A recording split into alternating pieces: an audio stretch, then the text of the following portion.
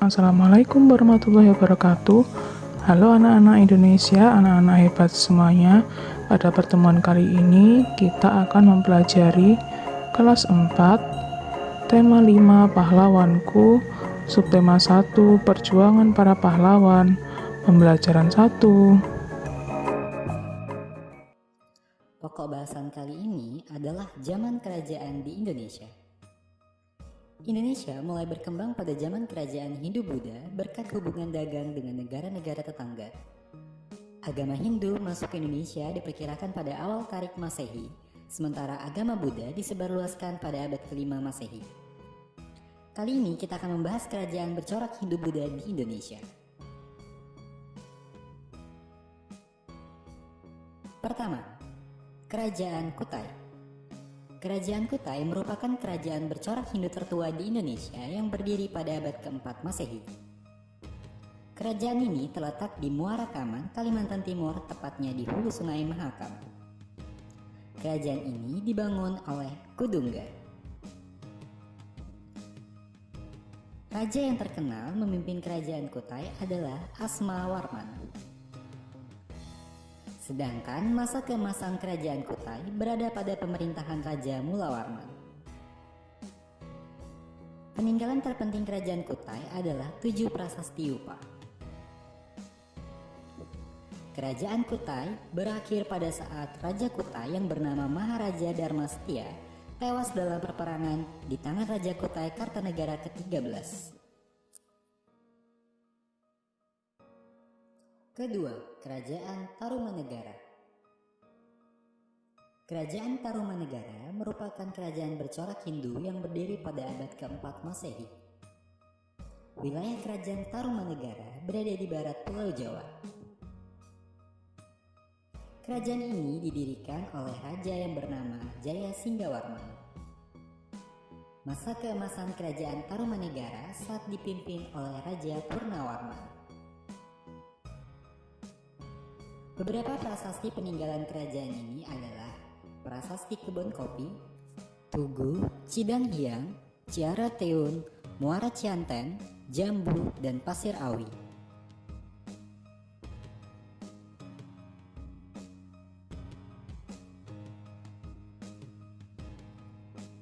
Ketiga, Kerajaan Sriwijaya. Kerajaan Sriwijaya merupakan kerajaan bercorak Buddha yang berdiri pada abad ke-7 Masehi. Kerajaan ini membentang dari Kamboja, Thailand Selatan, Semenanjung Malaya, Sumatera hingga Jawa Barat. Raja Bala Putradewa membawa Sriwijaya ke puncak kejayaan. Beberapa faktor yang mendorong perkembangan kerajaan Sriwijaya menjadi kerajaan besar antara lain kemajuan kegiatan perdagangan antara India dan Cina melintasi Selat Malaka, dan keruntuhan kerajaan Funan di Vietnam Selatan.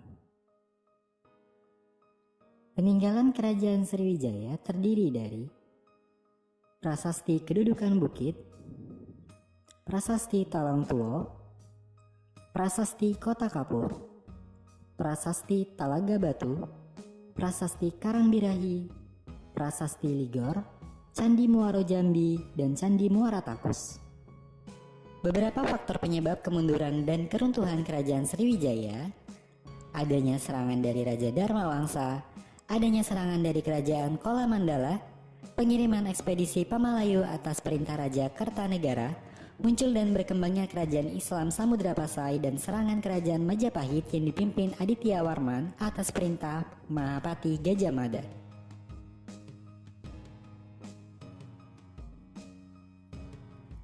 Keempat, Kerajaan Mataram.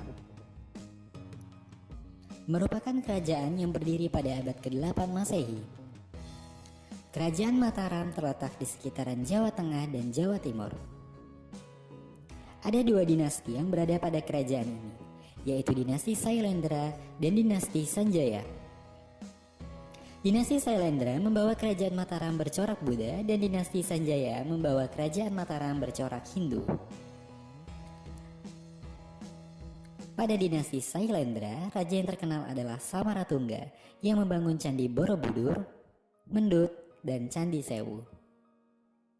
Raja Balaputradewa dan Raja Pramawardhani merupakan anak dari Samaratungga. Balaputradewa tidak setuju dengan pernikahan Pramawardhani dengan Raka Pikatan yang menyebabkan mereka bertikai dan Balaputradewa kalah sehingga ia pergi ke kerajaan Sriwijaya. Pada dinasti Sanjaya, Raka Pikatan membangun Candi Prambanan yang bercorak Hindu. Selanjutnya, Mataram dipimpin oleh Dyah Balitung dan Empu Sendok sebagai raja terakhir. Empu Sendok sebagai raja terakhir memindahkan kerajaan Mataram ke Jawa Timur dan memulai kerajaan baru yang dikenal dengan nama Medang Kamulan. Pengganti Empu Sendok adalah Raja Dharmawangsa Teguh dan Raja Airlangga. Pada akhir pemerintahannya, Airlangga menyerahkan kerajaan kepada kedua orang anak laki-lakinya, yaitu Jayanggrana dan Jayawarsa. Untuk menghindari perselisihan, maka kerajaan dibagi dua menjadi Jenggala dan Kediri. Salah satu hal menyebabkan runtuhnya kerajaan Kediri adalah Raja Kertajaya dibunuh oleh Kan Arok.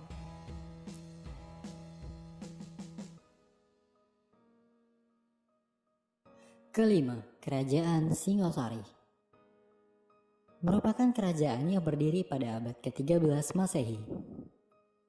Kerajaan Singosari terletak di wilayah Jawa Tengah hingga akhirnya berhasil menguasai Sriwijaya. Kerajaan ini didirikan oleh Kan Arok. Kerajaan Singosari berasal dari sebuah daerah bernama Tumapel yang dipimpin oleh Tunggul Ametung. Setelah berhasil membunuh Tunggul Ametung, Kan Arok menggantikannya sebagai penguasa Tumapel. Ia juga menjadikan Kan Dedes, istri Tunggul Ametung, sebagai permaisurinya. Kan Arok berakhir karena dibunuh oleh Anusapati yang merupakan anak dari Tunggul Ametung. Anusapati dibunuh oleh Tojaya yang merupakan anak dari Kan Arok. Tojaya pun mengalami hal yang sama, yaitu dibunuh oleh Wisnuwardana yang merupakan anak dari Anusapati. Pembunuhan ini menggunakan keris yang sama yang digunakan Kan Arok ketika membunuh Tunggul Ametung. Raja terakhir kerajaan Singosari adalah Kertanegara yang merupakan anak dari Wisnuwardana. Kerajaan Singosari yang sibuk mengirim angkatan perang keluar Jawa akhirnya mengalami keropos di bagian dalam, dan pada tahun 1292 terjadi pemberontakan Jayakatwa, dan dalam serangan itu Kertanegara mati terbunuh.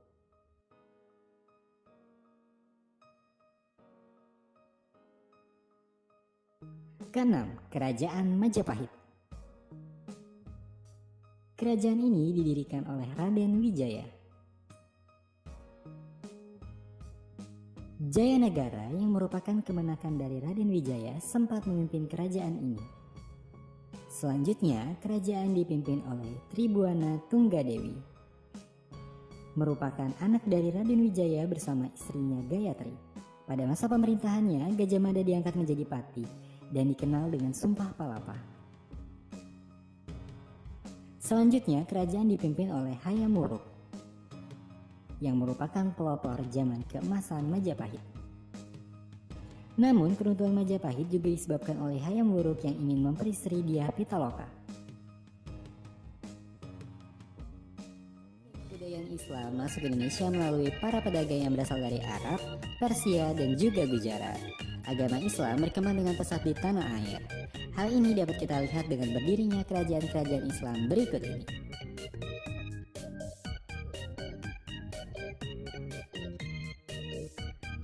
Pertama, Kerajaan Samudra Pasai. Samudra Pasai merupakan kerajaan Islam pertama di Indonesia. Letaknya di daerah Lok Sumawe, Pantai Timur Aceh. Pusat pemerintahan Kesultanan Pasai terletak antara Kreng Jambu Aye dan Kreng Pase, Aceh Utara. Raja-rajanya adalah Sultan Malik As-Saleh.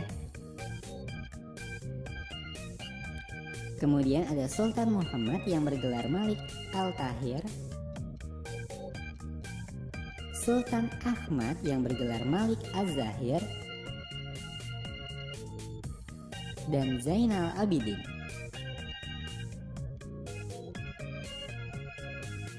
Menjelang masa-masa akhir pemerintahan Kesultanan Pasai, terjadi beberapa pertikaian di Pasai yang mengakibatkan perang saudara. Pada pertengahan abad ke-15, Samudra Pasai mengalami kemunduran karena diserang oleh Kerajaan Aceh.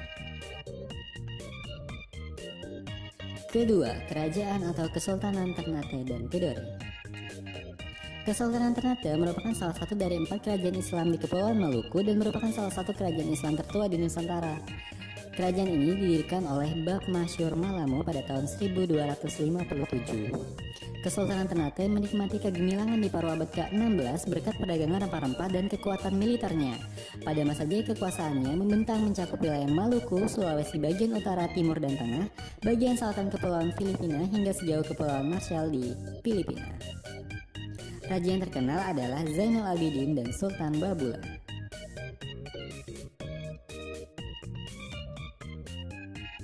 Sementara itu, Kerajaan Tidore terletak di sebelah selatan Ternate.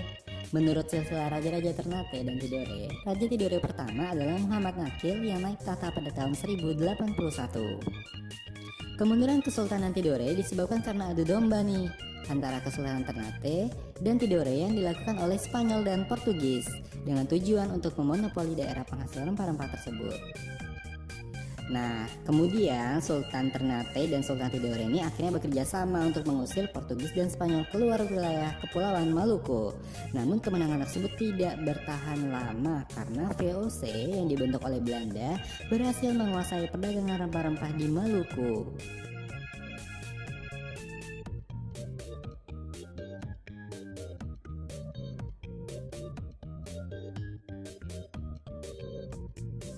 Ketiga, Kerajaan Demak. Kerajaan Demak adalah kerajaan Islam pertama dan terbesar di pantai utara Jawa. Didirikan oleh Raden Patah pada tahun 1478.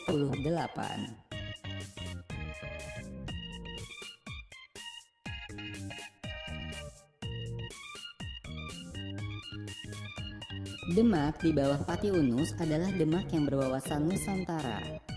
Adipati Unus merupakan anak Raden Patah yang mendapat julukan Pangeran Sabranglor. Visi besarnya adalah menjadikan Demak sebagai kerajaan maritim yang besar. Sementara itu, pada masa pemerintahan Sultan Trenggono, Demak menyerang Sunda Kelapa, Banten, dan Cirebon. Namun ketika Demak menyerang Panarukan, Sultan Trenggono tewas dalam pertempuran. Demak menjadi pusat kegiatan Wali Songo. Salah satu peninggalan bersejarah Demak ialah Masjid Agung Demak yang menurut tradisi didirikan oleh Wali Songo.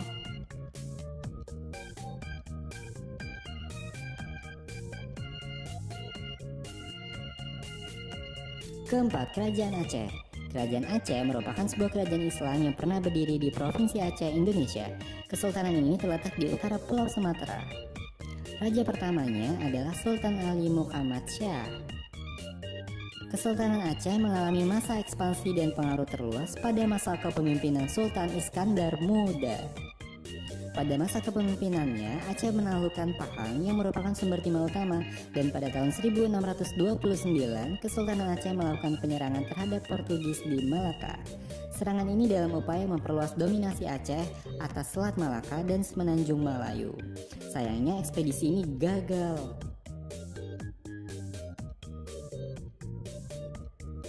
Kemunduran Aceh sendiri disebabkan oleh beberapa faktor, diantaranya ialah makin banyaknya atau makin menguatnya kekuasaan Belanda di Pulau Sumatera dan Selat Malaka. Faktor terpenting lainnya adalah adanya perebutan kekuasaan di antara pewaris tahta Kesultanan Aceh.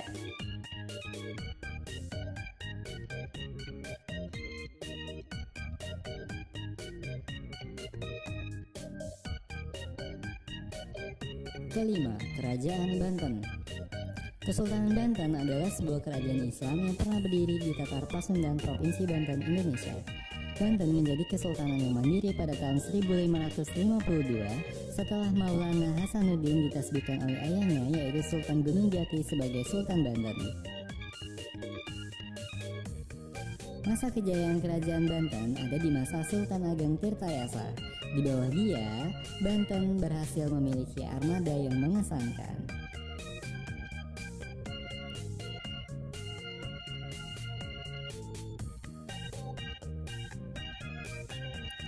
Perang saudara dan persaingan dengan kekuatan global memperebutkan sumber daya maupun perdagangan serta ketergantungan akan persenjataan telah melemahkan hegemoni Kesultanan Banten atas wilayahnya.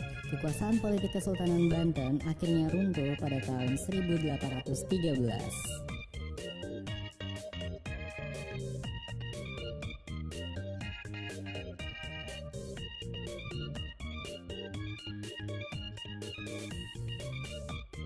Keenam, Kesultanan Cirebon. Kesultanan Cirebon adalah sebuah kesultanan Islam ternama di Jawa Barat pada abad ke-15 dan 16 Masehi. Raja pertamanya adalah Pangeran Cakrabuana yang merupakan anak dari Prabu Siliwangi. Ia mendirikan Dalam Agung Pangkuati dan membentuk pemerintahan di Cirebon pada tahun 1430 Masehi. Kemudian Pangeran Cakrabuana digantikan Syarif Hidayatullah atau dikenal dengan Sunan Gunung Jati. Pertumbuhan dan perkembangannya pesat pada Kesultanan Cirebon dimulai oleh Syarif Hidayatullah atau Sunan Gunung Jati. Sunan Gunung Jati inilah yang kemudian diyakini sebagai leluhur dari dinasti Raja-Raja Kesultanan Cirebon dan Kesultanan Banten serta penyebar agama Islam di Jawa Barat.